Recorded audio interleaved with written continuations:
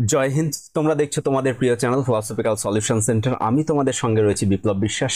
আজকে নিয়ে এসেছি তোমাদের জন্য নতুন আরেকটি টপিক, যে টপিকে আজকে যারা সিক্স সেমিস্টারে রয়েছে, ডিএসসি তে রয়েছে যারা, বা সিক্স সেমিস্টার অনার্সেও যারা রয়েছে, তাদের জন্য আজকের এই ভিডিও।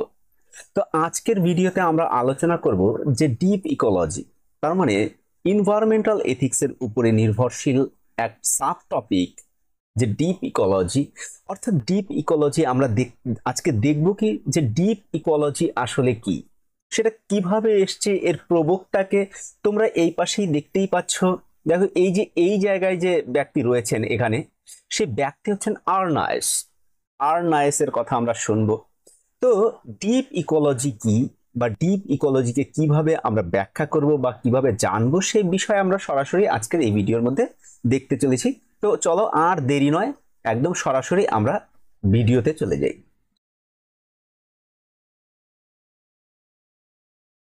তো বলছে যে গভীর যে বাস্তু সংহতি, বা এটাকে অ্যাকচুয়ালি ভূমিকেন্দ্রিক নৈতিক মতবাদও বলা হয়। অ্যাকচুয়ালি বাস্তু সংহতি কি? দেখো, বাস্তু সংহতি অ্যাকচুয়ালি এই যে যে সমাজ বা এই যে পরিবেশ, এই পরিবেশের অন্তর্গত প্রত্যেকটা জীবের মধ্যে যে সুসংহত সম্পর্ক বা নির্ভরতার সম্পর্ক, আমরা কিন্তু তাকেই বাস্তু সংহতি বলি। তার মানে আমরা যদি মনে করি যে শুধু আমার অস্তিত্বই সর্বস্বের বা, তাহলে কিন্তু সমস্যাই রয়েছে। আমি বেঁচে আছি কিন্তু অন্যান্য প্রাণীর জন্যই আমি বেঁচে আছি, সেই হিসেবে বলতে গেলে, বা জীবের জন্যই বেঁচে আছি। আজকে যদি পৃথিবীতে যদি কোনো গাছ না থাকতো, মানুষের অস্তিত্বই থাকতো না। পাশাপাশি দেখো, গাছের যে বংশ বৃদ্ধির জন্য কিন্তু আমাদের কি দরকার? আমাদের পশু পাখির প্রয়োজন। তার মানে আমরা প্রত্যেকের উপরেই কিন্তু কি নির্ভরশীল। তো এ প্রসঙ্গে যদি আমি আর একটা বিষয়কে বলি, যে বাস্তু সংহিতাতে বাঁচতে গেলে অ্যাকচুয়ালি আমাদের তোমরা আরো একটা ভিডিও আমি দিয়েছি, সেটাকে তোমরা রিলেট করে দেখতে পারো, যে নন অ্যানথ্রোপোসেন্ট্রিক ভিউস, যেটা আমি একটা দিয়েছি, তোমরা ডেসক্রিপশন বক্সে অবশ্যই পেয়ে যাবে। যে অ্যানথ্রোপোসেন্ট্রিক একটা ভিউস, অর্থাৎ মানুষ কেন্দ্রিক, আর একটা অমানুষ কেন্দ্রিক মতবাদ একটা রয়েছে। সেখানে আমরা ধীরে ধীরে এখানেও দেখবো ডিপ ইকোলজি, শ্যালো ইকোলজি, এগুলি কি।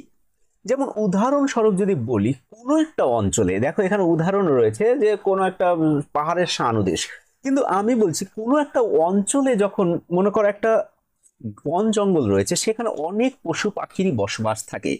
সেখানে এক প্রজাতি যদি ক্ষতিগ্রস্ত হয়, দেখবে ধরো সেখানে আম, ধরো সেই বনাঞ্চলের মধ্যে ধরো যদি হরিণের যদি মনে করো কমে যায়, হরিণের প্রোডাকশন যদি কমে যায়, বা হরিণকে যদি আমরা মেরে মেরে আমরা খেয়ে নিই, তাহলে কিন্তু বাঘও মারা যাবে। কেন? কারণ বাঘ সেই হরিণকে খেয়েই নির্ভরশীল, অর্থাৎ হরিণের উপরে সে নির্ভরশীল। আবার যদি গাছ কেটে ফেলি, তাহলে কি পশু পাখির বাসস্থান নষ্ট হবে। তাহলে সেই পশু পাখি যদি না থাকে, তাহলে সেই পাখি যদি না থাকে, তাহলে সেই বনের যে বংশ বিস্তার, সেটাও সম্ভব নয়। তো বাস্তুসংহতি এই কারণেই যে একটা নৈতিক বিষয় হয়ে উঠেছে। কেন? কারণ এখানে ভালো মন্দ ন্যায় অন্যায়ের কথা চলে এসছে। অর্থাৎ নীতিবিদ্যা কি করে? নীতিবিদ্যা যেখানে তুমি ভালো মন্দ, ন্যায় অন্যায়, বা উচিত অনুচিতকে লাগানো যায়, তাহলে সেই গাছকে বা সেই পাহাড়কে বা সেই পর্বতকে আমরা না কাটলেও কিন্তু পারি। তাই এই কারণে যে যারা এই ক্ষতি সাধন করবে, সেটা মন্দ নৈতিক কর্ম হবে। আর যারা এটাকে আম, ঠিকঠাক ব্যবহার করবে, তাহলে সেটা ভালো নৈতিক কর্ম হবে, এই আর কি।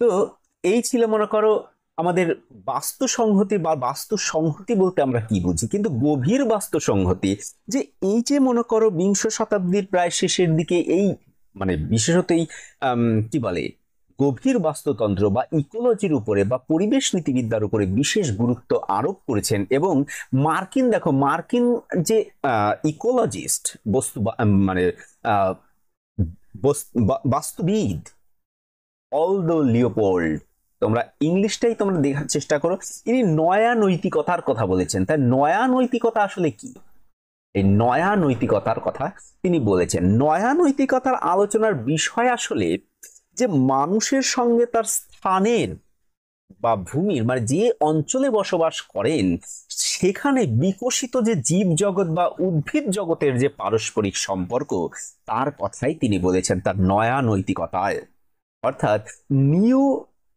এথিক্স যেটাকে বলবো আমরা।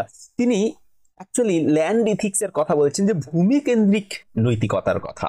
তাহলে সেখানে তিনি কি বলছেন, যে যে অঞ্চলে বসবাস করা হচ্ছে সেখানে শুধুমাত্র বিকশিত জীব জগতের কথাই নয়, উদ্ভিদ জগতেরও যে পারস্পরিক সম্পর্ক তার উপরেও নির্ভর করে আমাদের চলতে হবে।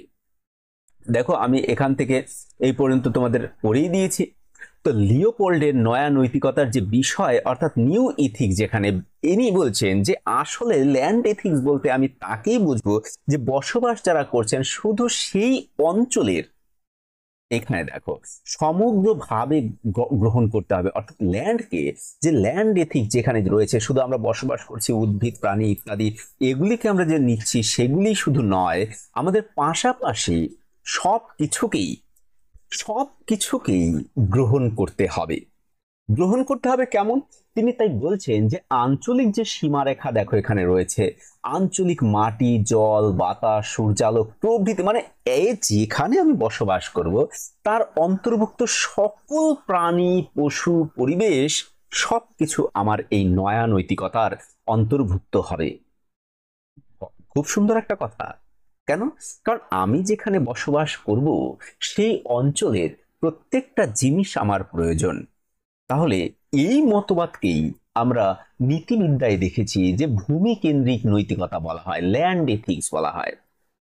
তাহলে আমরা নিজেরাও জানি যে আমরা যেখানে বসবাস করি তার আশেপাশের প্রত্যেকটা জিনিস আমাদের যেমন প্রয়োজন, যেমন আমার শরীরকে নির্ধারণ করার জন্য যদি আমার শরীর যদি কোনো একটা পরিবেশ ভাবি, তাহলে আমার শরীরের কোনো একটা অঙ্গকে বাদ দিয়েই কিন্তু তুমি সম্পূর্ণ নও।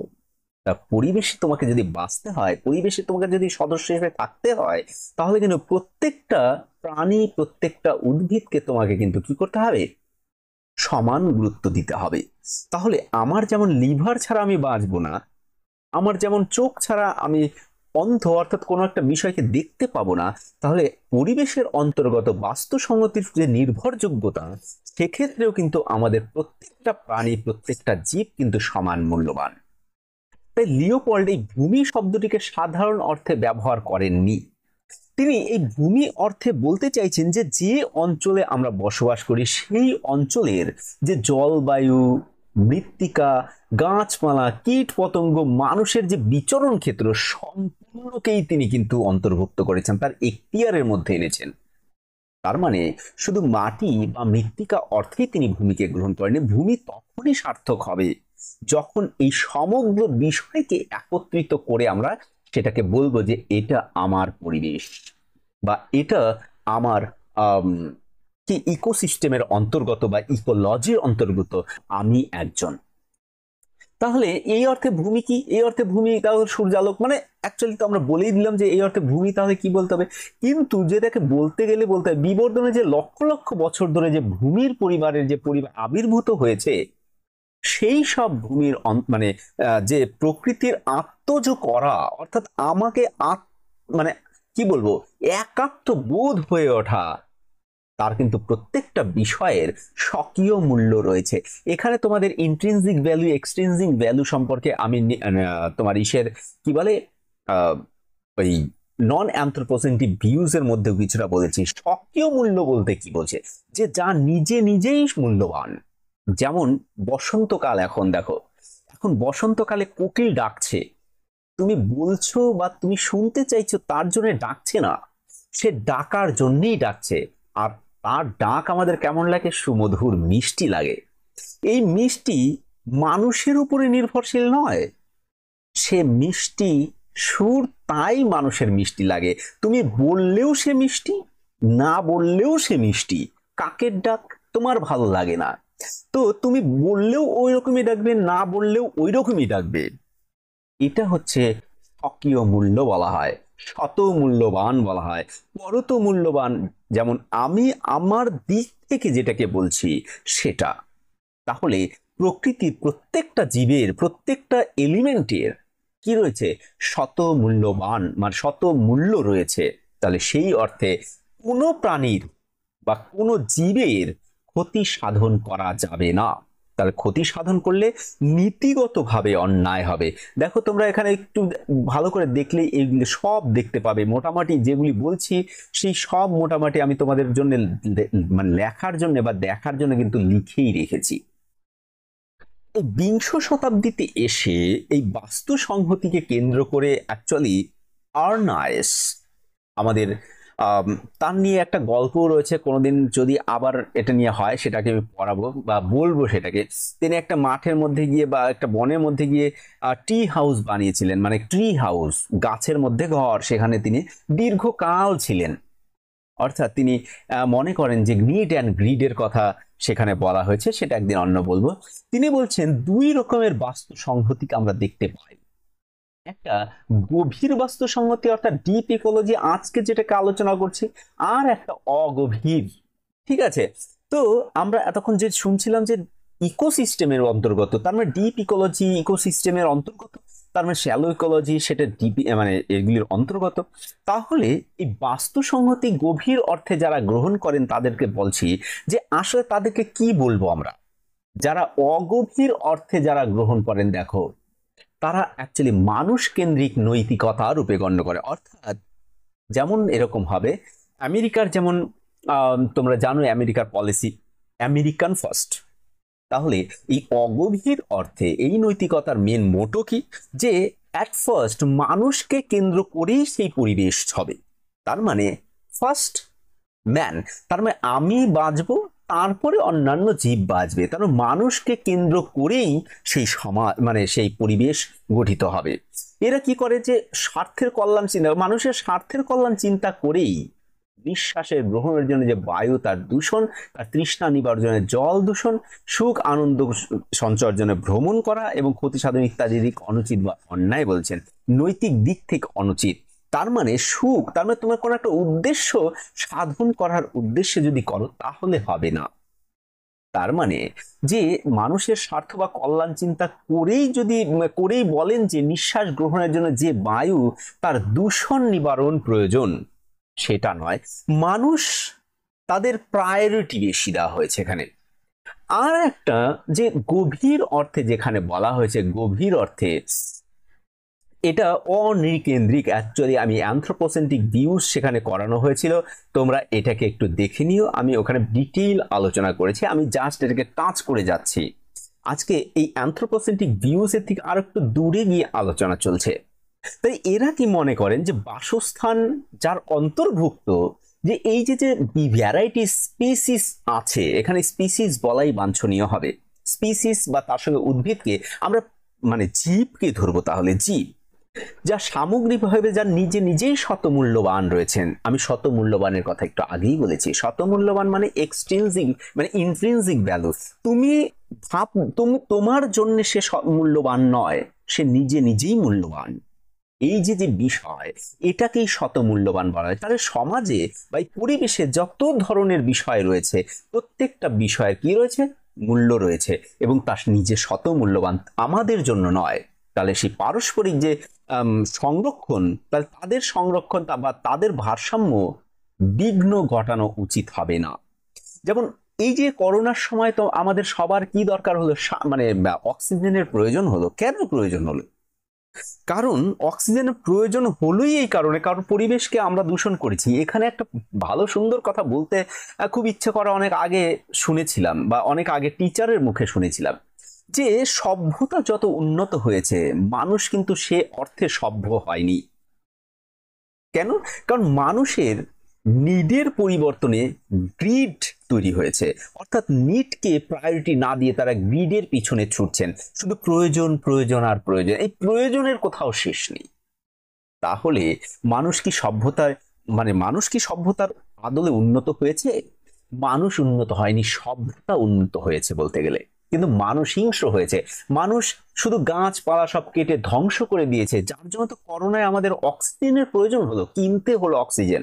তাহলে একটা সময় আসবে ক্যারি ব্যাগে অক্সিজেন কিনতে হবে। তারপরে নিয়ে নিয়ে ঘোরো। তার মানে পৃথিবীতে গাছপালা কাটার যে প্রাচুর্যতা যে রয়েছে সেটা এতই এক্সট্রিম লেভেলে চলছে যে এক সময় কিন্তু অক্সিজেনে মানুষ মারা যাবে। তাহলে সেই দেখো, তুমি তোমার জন্য কি সে মূল্যবান? না, ও নিজেই মূল্যবান, প্রকৃতির জন্য মূল্যবান। তো এই যে বিষয়, তো এই ক্ষেত্রে যে লিওপোল্ড কি বলছেন, যে স্থানগত নৈতিকতার কথা বলছেন, ল্যান্ড ইথিক্স এর কথা বলছেন। তার মানে একটা ল্যান্ড, যেখানে একটা প্রাকৃতিক যে ভূমি, সেখানেই তো সব, অর্থাৎ পশু পাখি গাছপালা নদী নালা পর্বত পাহাড় এবং সঙ্গে আমি। এখানে আমি আর একটা কথা বলি, এই পৃথিবীতে মানুষ না থাকলে কিন্তু পৃথিবীর কোনো ক্ষতি হবে না, কারণ পৃথিবীতে মানুষ কিন্তু একজন অতিথি মাত্র। তার মানে পৃথিবীতে সবার শেষে মানুষের তৈরি হয়েছে। তাহলে মানুষ না থাকায় তাহলে কি অক্সিজেন কি তখন ছিল না, বা এই পৃথিবী কি দুর্বল ছিল? না, পৃথিবী আরো শক্তিশালী ছিল, অর্থাৎ পৃথিবীর পরিবেশ আরো সুরক্ষিত ছিল। মানুষ হচ্ছে কি, আমরা মানুষ একজন অতিথি। আমাদের কাজ কি হওয়া উচিত, যে আমরা যে ভবিষ্যৎ প্রজন্মের জন্য আমরা কি রেখে যাচ্ছি এই পরিবেশে। আমরা পরিবেশে ভবিষ্যতের জন্য কিন্তু শুধুমাত্র ভবিষ্যৎ প্রজন্মকে ধ্বংসের মুখে ঠেলে দিচ্ছি। আমরা অনেক জায়গায় দেখছি যে জলের অভাব চলছে। তাহলে আমাদের কি কাজ, যে জলটাকে সামান্য যেটুকু আমাদের প্রয়োজন সেই অর্থেই তোলা। কারণ ভৌমজল বলছে যে 0.01% ভৌমজল রয়েছে, খাওয়ার জল, তাছাড়া বাদবাকি জল খাওয়া যায় না। তাহলে আমরা জল একের পর এক উঠিয়ে স্নান করা, এটা করা সেটা করা, তাহলে আমার ভবিষ্যৎ প্রজন্মের জন্য আমি কি রেখে যাচ্ছি? তাহলে সেটা তার স্বকীয় মূল্যবান, আর যা যা স্বকীয় মূল্যবান তাকে প্রায়োরিটি দিতে হবে। তাহলে এবার আমরা দেখি যে এই যে নয়া নৈতিকতার পৃষ্ঠপোষক কারা, আর্নায়েস এন্ড জন সেশনস। যে জর্জ সেশনস তাদের কথাই বলছে, তারা একটা নিবন্ধের মধ্যে তাদের যে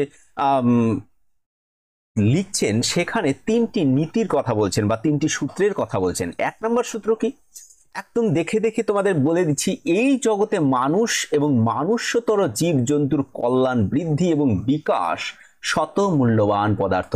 তো আমরা এতক্ষণ তো এটাই শুনলাম যে এই জগতে প্রত্যেকটা প্রাণী বা প্রত্যেকটা জীব তার নিজস্ব মূল্য রয়েছে, পরকীয় মূল্য না, মানুষের স্বার্থ সিদ্ধির জন্য নয়, তার নিজস্ব একটা কিন্তু স্বার্থ রয়েছে বা নিজস্ব একটা কিন্তু মূল্য রয়েছে।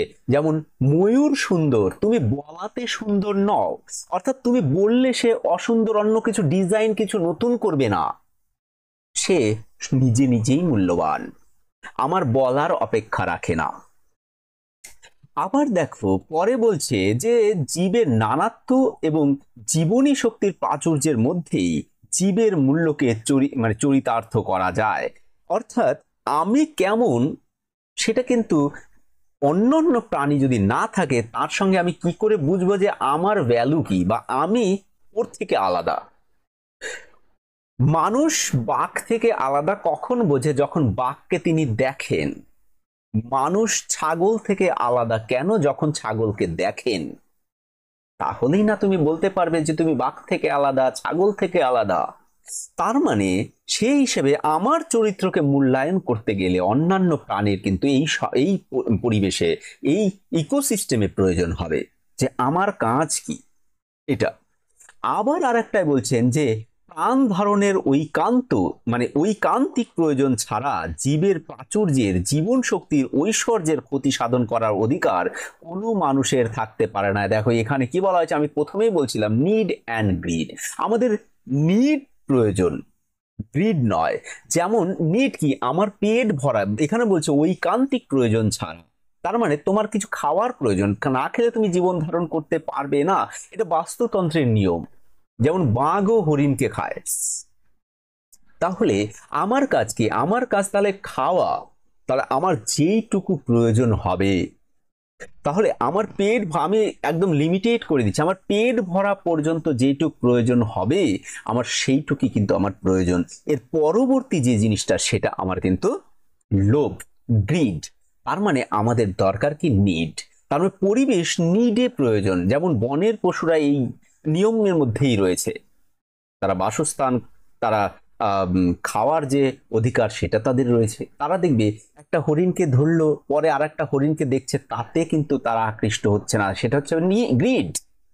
আমরা গাছ কেটে বিক্রি করছি, তারপরে আরো প্রয়োজন হয় আরো গাছকে কাটছি, তার মানে আমরা কি করছি?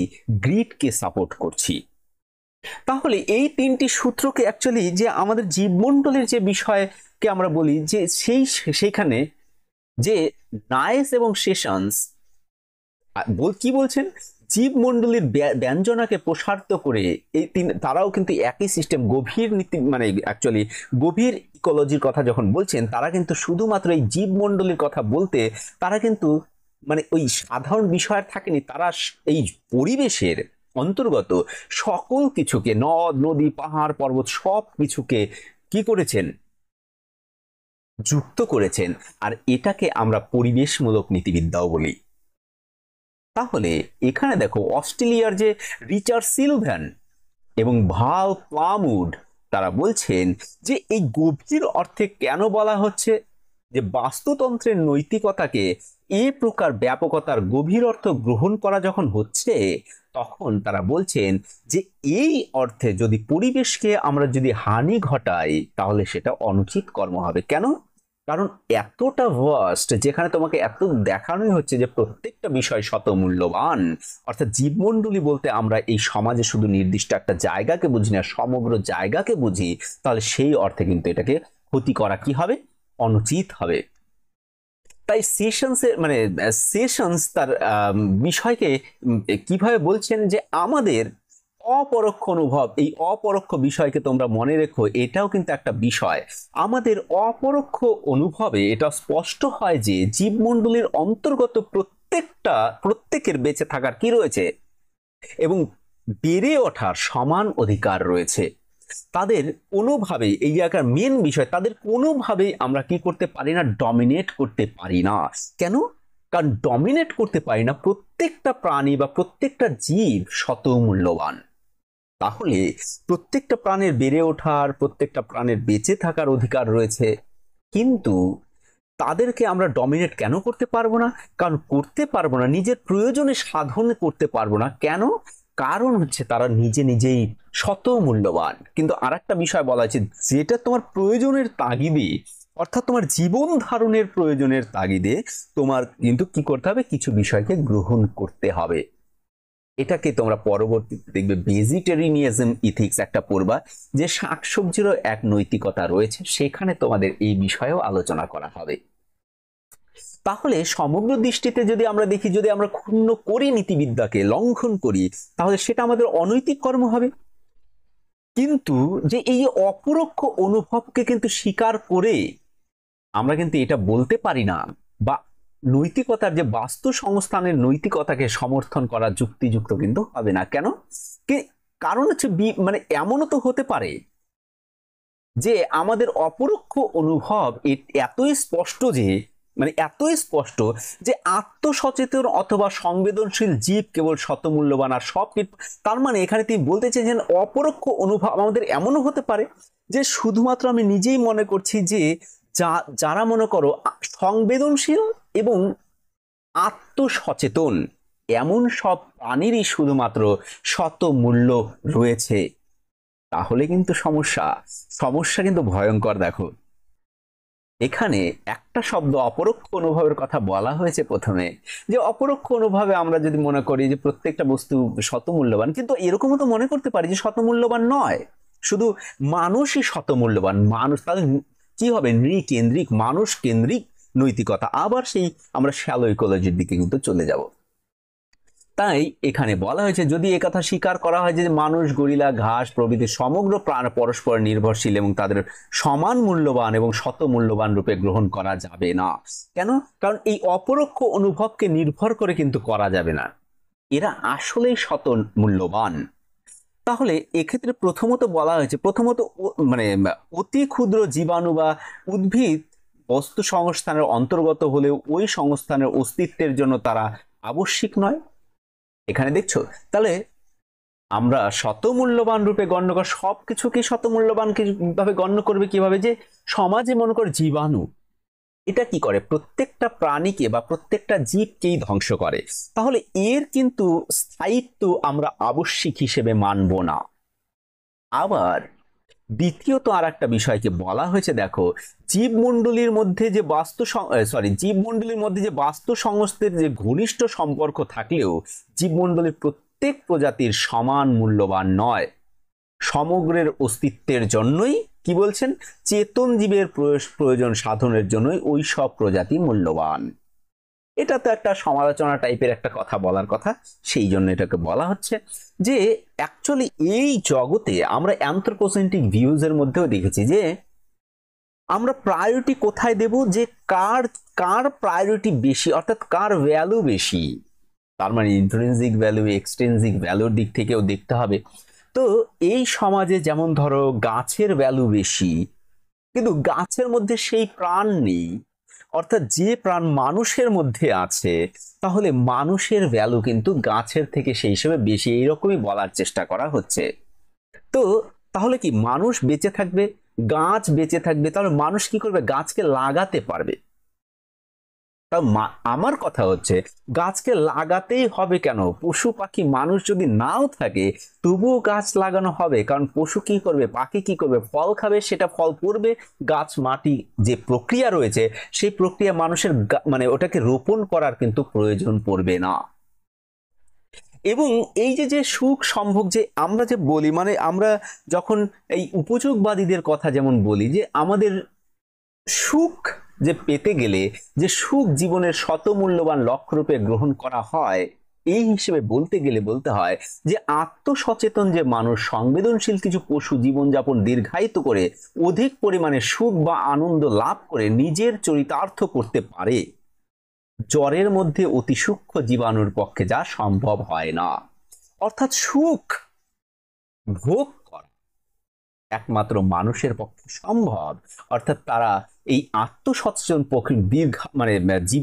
জীবনকে দীর্ঘায়িত করতে পারে, অর্থাৎ মারা যেতে যেতে নিচ্ছে সে তাকে ট্রিটমেন্ট করে তাকে আবার বাঁচিয়ে তুলছে, এতে কিন্তু যে সুখও কিন্তু আমরা পেতে পারি, সেটা জীবাণু কিন্তু কোনোদিন পেতে পারে না। তার জীবাণুকে কিন্তু আমাদের প্রয়োজন নেই। তো আর অন্যদিকে আর বেশি কিছু বলছি না। তো এই হচ্ছে তোমাদের যে আমাদের নয়া নৈতিকতার যে কথা, যখন আমরা যখন বিষয়কে দেখছি যে ডিপ ইকোলজির ক্ষেত্রে আমরা দেখতে পাচ্ছি কি যে আসলে যে নন অ্যানথ্রোপোসেন্ট্রিক ভিউজ, সেই ভিউজের উপরেই কিন্তু কাজ করছে কি ডিপ ইকোলজি, কিন্তু তার থেকে একটু এক্সট্রিম পর্যায়ে কাজ করছে, তাছাড়া আর বেশি কিছু নয়। তা তোমরা তোমাদের ডিসক্রিপশন বক্সে আরেকটা থাকলোই যে কি নন অ্যানথ্রোপোসেন্ট্রিক ভিউজ এর একটা ভিডিও সেখানে থাকবে, তোমরা অবশ্যই দেখে নিও। ভিডিও আর বড় করছি না, সবাইকে ধন্যবাদ। ভিডিও